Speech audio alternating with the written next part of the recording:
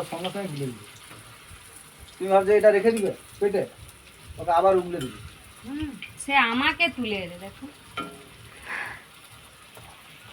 আরে কিছু বলিনি তো।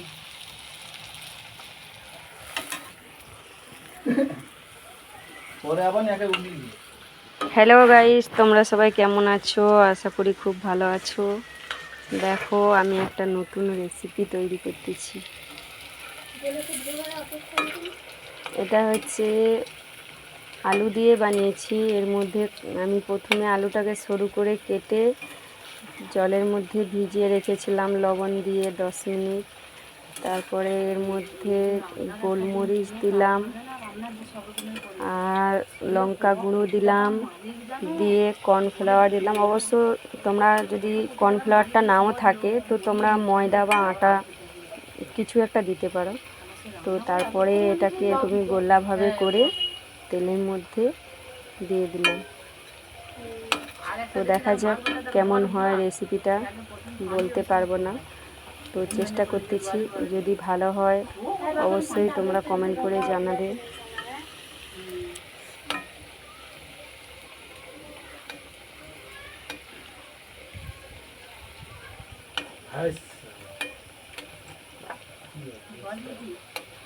মাছটা ধরে উঠে উঠে কিরকম দেখো।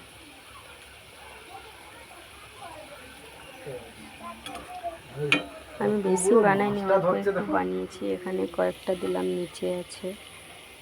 তো সকালে বা বিকেলের নাস্তার জন্য এটা তোমরা ট্রাই করতে পারো।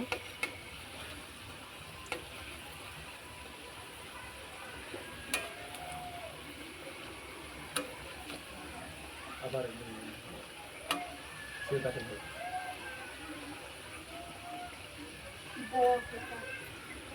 সেদিন যে সুজির ইয়ে করছিলাম ভালো হচ্ছিল।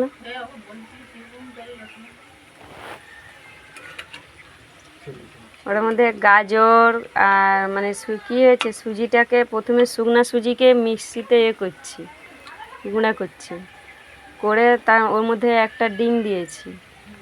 তারপরে গাজর, কাঁচা লঙ্কা, ধনেপাতা দিয়ে মিক্সড করিয়ে একটু হালকা জল দিয়ে করে তারপরে করছি।